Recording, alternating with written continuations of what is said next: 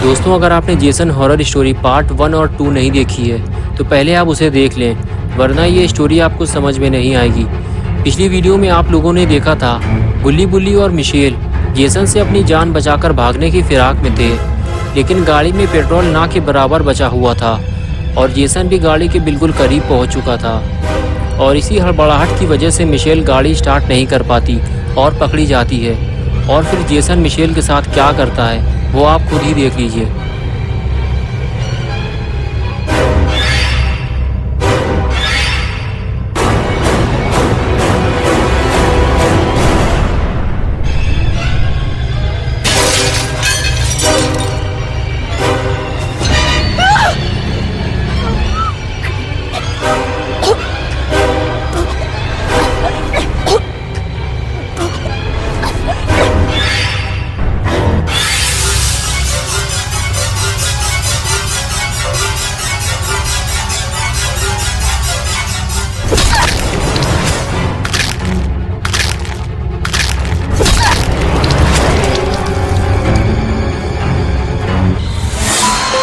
That's my boy. Hunt them down and make them pay.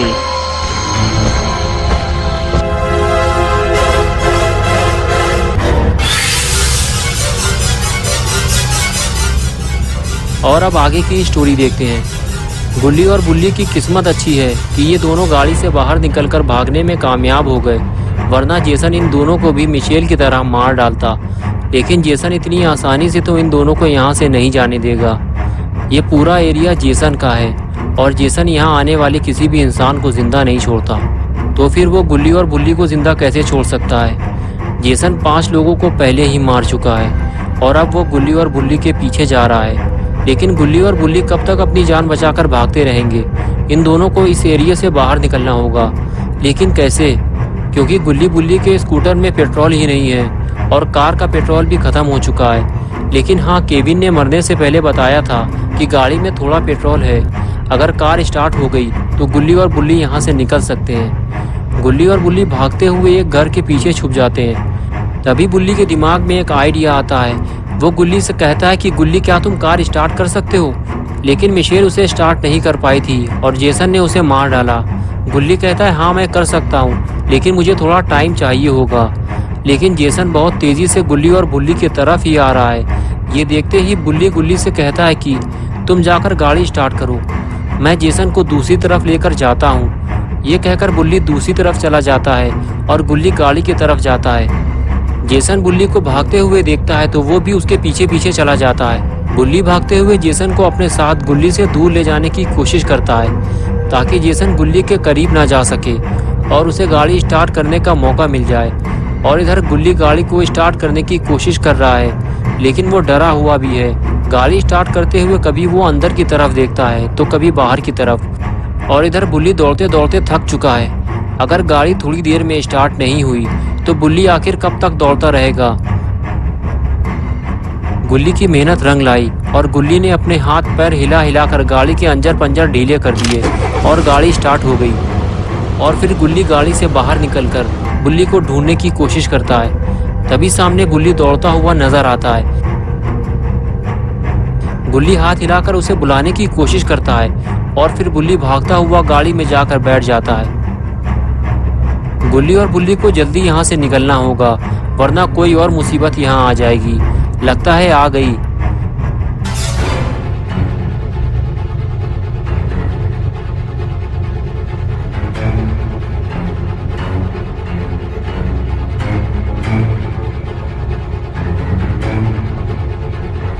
गुल्ली आगे नहीं जा सकता, इसलिए वो गाड़ी को बैक करता है। उसे जो भी रास्ता नजर आए उसे निकल लेना चाहिए ताकि वो जेसन से दूर जा सके। और गुल्ली ऐसा ही करता है और गाड़ी लेकर निकल जाता है और जेसन उसे देखता रह जाता है। लेकिन ऐसा हो ही नहीं सकता कि जेसन उनके पीछे ना जाए। गुल्ली और बुल्ली थोड़ी ही दूर जा पाए थे कि गाड़ी का बचा हुआ तेल भी खत्म हो गया और कुछ दूर जाकर गाड़ी बंद हो गई।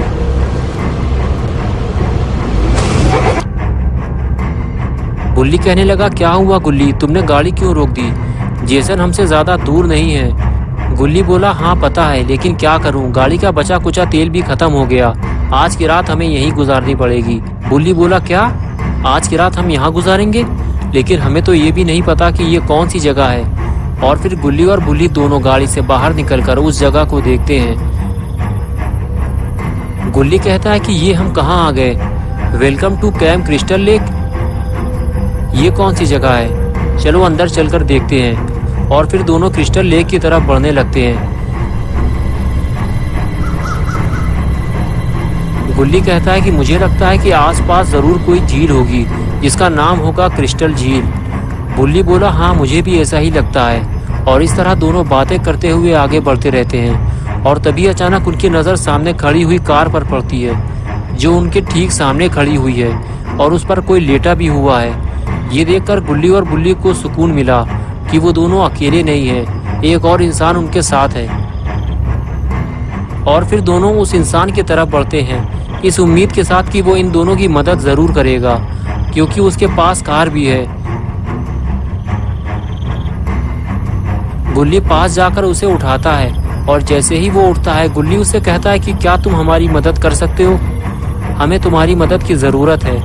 हमारी कार का पेट्रोल ख़त्म हो गया है और वो खूनी जेसन हम दोनों को मारना चाहता है। बुल्ली बोला, तुम हमें घर तक छोड़ दो वरना हमारे साथ साथ वो तुम्हें भी मार डालेगा। जल्दी करो, वो किसी भी वक्त यहाँ आ सकता है। वो आदमी कहने लगा कि तुम लोग क्या कह रहे हो? मुझे कुछ भी समझ में नहीं आ रहा। ये कार मेरी नहीं है, ये कार टोनी की है। वो रहा टोनी, वो जो काला पीला आदमी है ना, वही है टोनी। ये कहकर वो फिर से सो गया। गुल्ली और बुल्ली टोनी से मदद मांगने आगे चल दिए। अगर टोनी ने भी गुल्ली और बुल्ली को इनकार कर दिया तो फिर गुल्ली और बुल्ली घर नहीं जा पाएंगे। ये इन दोनों के पास आखिरी मौका है। गुल्ली और बुल्ली जैसे ही झील के पास पहुंचे तो उन्होंने देखा कि वहां 3 लोग और मौजूद हैं, लेकिन इनमें से टोनी कौन है? बुल्ली ने आगे बढ़ते हुए पूछा कि तुम में से टोनी कौन है? तो नाव में बैठी हुई लड़की ने कहा, क्या काम है तुम्हें टोनी से? वो दारू पी के ढेर हो चुका है। लेकिन तभी टोनी उठकर बैठ जाता है और गुल्ली बुल्ली से पूछता है कि क्या काम है तुम्हें मुझसे? क्यों गधे की तरह चिल्ला चिल्ला कर मेरा नाम पुकार रहे हो?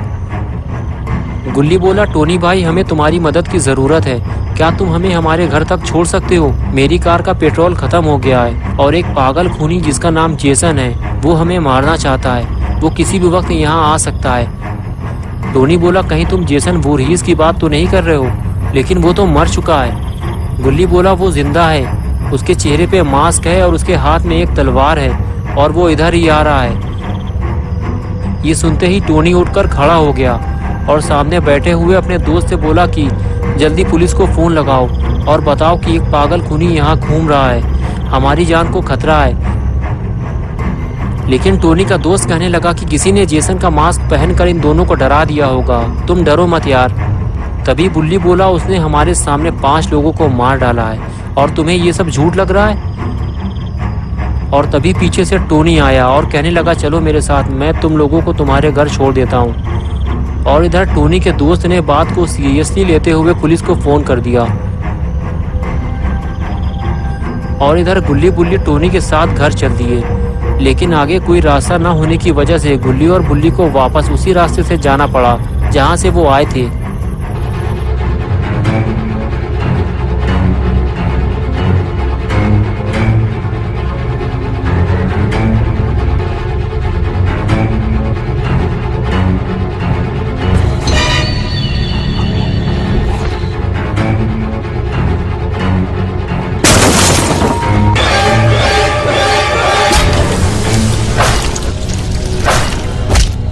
Make mommy proud, Jason. Don't let them escape. Jason ने टोनी को मार डाला। ये देखकर गुल्ली और बुल्ली गाड़ी से निकलकर बाहर भागे। जेसन इतनी जल्दी यहाँ पहुँच जाएगा ये तो गुल्ली और बुल्ली ने सोचा ही नहीं था।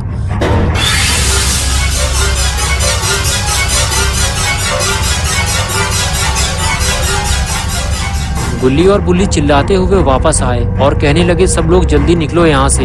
जेसन आ गया है। उसने टोनी को कार के अंदर ही मार डाला है और हम सब भी एक एक करके मरने वाले हैं। ये सुनकर सबकी हालत खराब हो गई, लेकिन टोनी का दोस्त गुल्ली और बुल्ली पे भड़क गया और कहने लगा ये तुम लोगों का ही काम है, तुम लोगों ने ही टोनी को मारा है। और तभी अचानक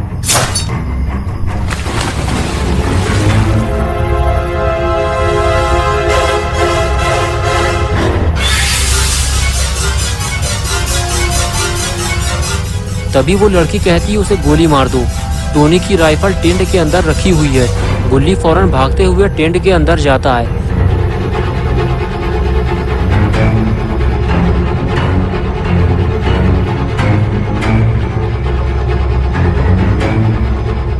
लेकिन बुल्ली एक बेवकूफ़ी कर देता है। वो दौड़कर जेसन को एक जोरदार किक मारता है, लेकिन जेसन पर उस किक का कोई असर नहीं होता। बुल्ली खुद उल्टा मुसीबत में फंस जाता है। लेकिन तभी गुल्ली राइफल ले आता है और देखते ही देखते वो जेसन को गोली मार देता है। Jason, my boy, do you know what your gift is? No matter what they do to you, you cannot die. You can never die. लेकिन जेसन मरता नहीं है। वो थोड़ी देर के लिए फ्रीज हो जाता है और तभी बुल्ली दौड़ता हुआ जाता है और जेसन का मास्क उतारने की कोशिश करता है और कुछ ही देर में वो जेसन का मास्क उतार लेता है।